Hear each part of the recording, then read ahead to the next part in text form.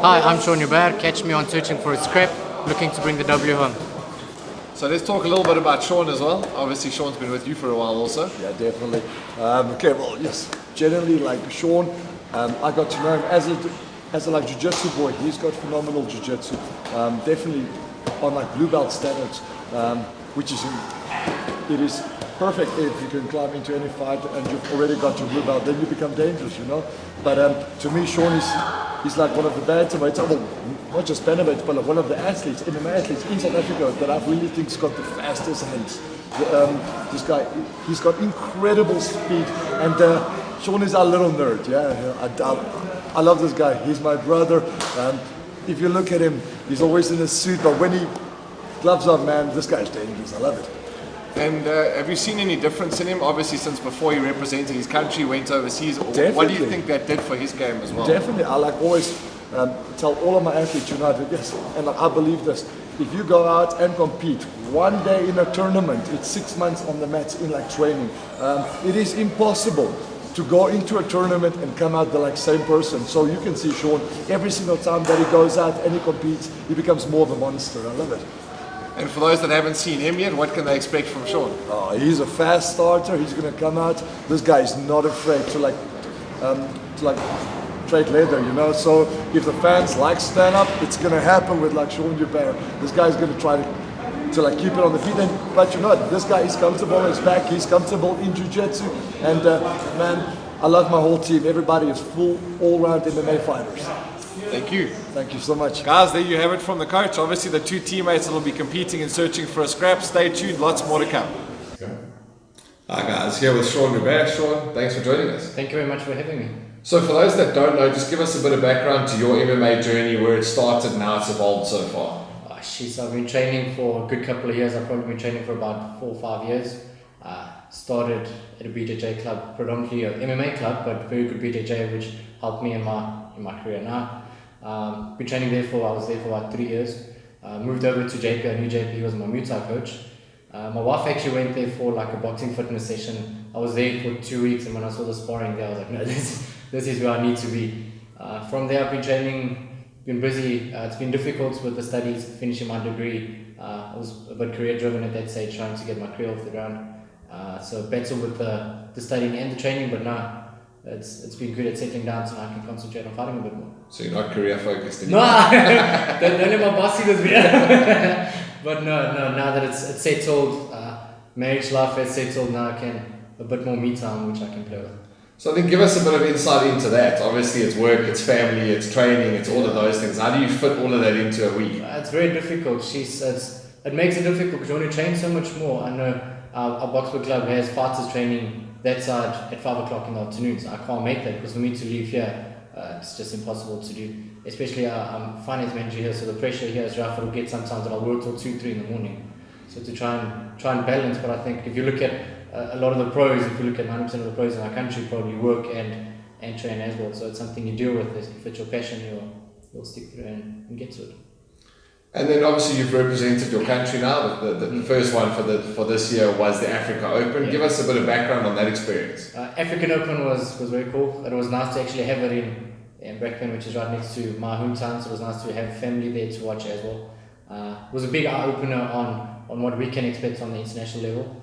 I think a lot of us battled with the wrestling aspect of it, but it was a good experience and a good stepping stone for good things to come. And then obviously you've just recently come back from the World Championships as well. Give us a bit of background on what that experience was. That was amazing. We went to Bahrain, which was very cool. A lot of top competitors. If you look at the quality of those guys, they're they're definitely the best in the world. It was good to compete against them. My fight didn't go my way. I had fun. I also didn't have fun, but it was a good, like I said, good learning curve as well. Learned a lot about myself in that fight. Learned on areas where I can improve, and I believe my next fight's going to be completely different. I've changed my entire style, trying to adapt and to be a better fighter after what happened that side.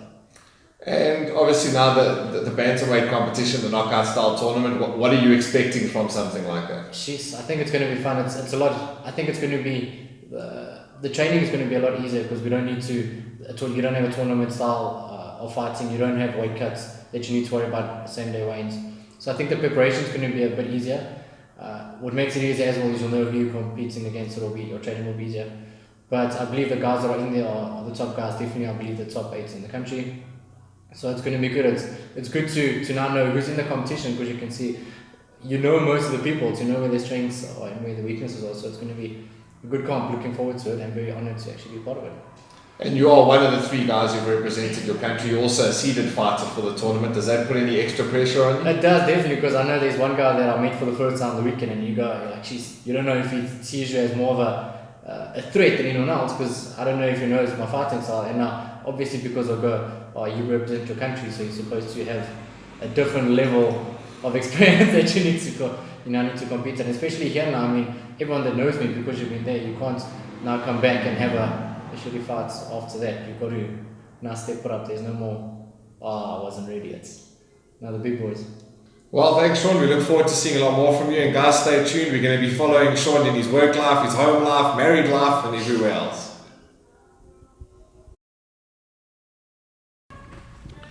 Sean definitely looks like the smaller fighter in this one.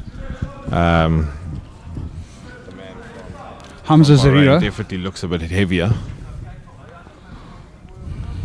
Both guys feeling each other out to start it off. Sean definitely looking like a bit of the taller man of the two.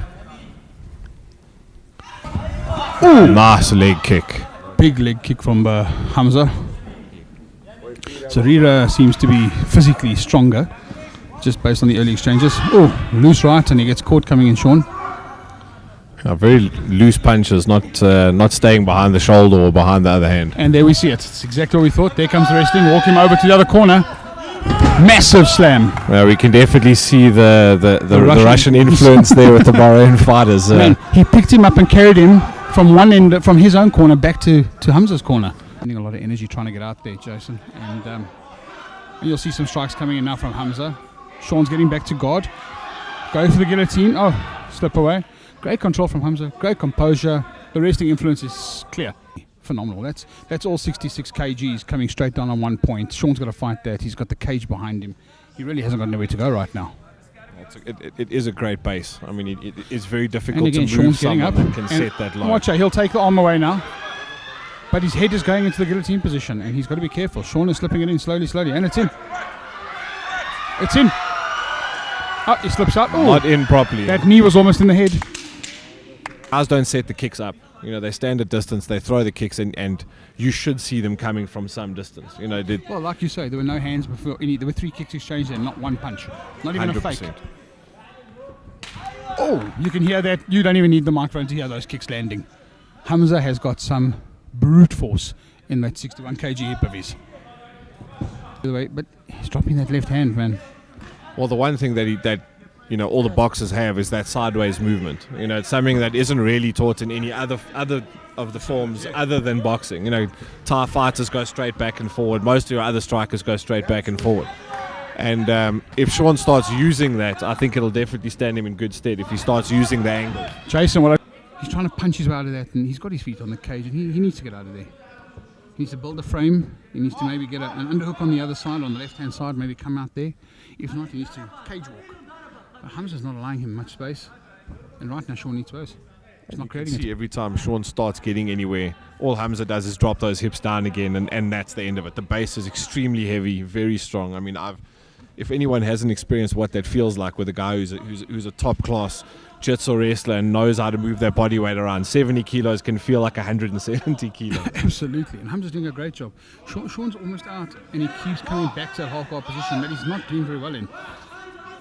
Listen, we know Sean from his amateur days. We know these shots, as hard as they are, Sean can absorb them. It's what he does next that's going to be important. 10-9 round. He's now definitely 2 rounds down, irrespective of anything. He's going to have to come out and finish this fight in the 3rd round. Yeah, I think that's going to be the only chance he's got. We're seeing it here. We're seeing the talent. They're bringing in the Russian guys. Oh, Sean comes out aggressive. What a start. That's what he needs right now. He's not reading that left kick. And we go down again. You'll notice when he puts his hips up, his head's down on the chest. He's not allowing Sean to move. So a couple more big shots. He's definitely going for the finish now. Now we're looking becoming at the a lot more active. He's becoming very aggressive at the moment. He's standing. He needs to go for a knockout. He's getting hit to pieces here on the floor. And I don't think there's much of a chance of him getting out of what we've seen from the last 2 rounds. The No. control from Hamza is unreal. Sean's eating a lot of punches into the short rib there. Man, looking at that leg, Jason. That is absolutely ugly, man. And still the kid standing. Well, not now, but he didn't drop from those kicks. Oh, big left hands onto the head. He's eating a lot of punishment from the top now. Testament to the referee as well. He knows these guys off the amateur circuit. Knows how tough they are. Oh, we're looking almost got the DAS in. And so Sean can take some shots. Agree with that, and deservedly so. He's shown he can strike. Kicks are there. Boxing's on point, and those takedowns, and he's control on the ground. This kid's the real deal, man. I'm looking forward to watching him. Sean's trapping the arm. He's stuck half up. He's trying. Sean's definitely fighting hard to make sure he doesn't get out of here with a finish. Yeah, I think Sean's shown. A little bit of a small one to the back of the head, but.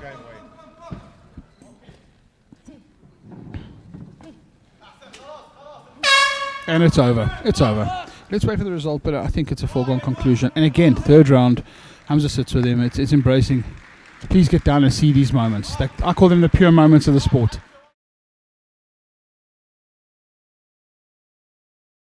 Awesome. Tinkerbell, Jimmy, thanks for joining us. Thank you. Thanks for having me. So obviously you spent quite a bit of time with Orlando and Sean as well, not just in the gym but also on the mats as well. Tell us a little bit about them from your point of view. Well, it comes with a lot of injury for me, but the guys are phenomenal athletes. They Orlando, he loves the sport. It's in his heart.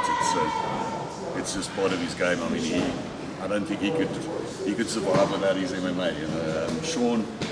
He's also an incredible athlete. He works very hard. They both have day jobs, but I think if they could do this full time, they would definitely give their day jobs up in a heartbeat.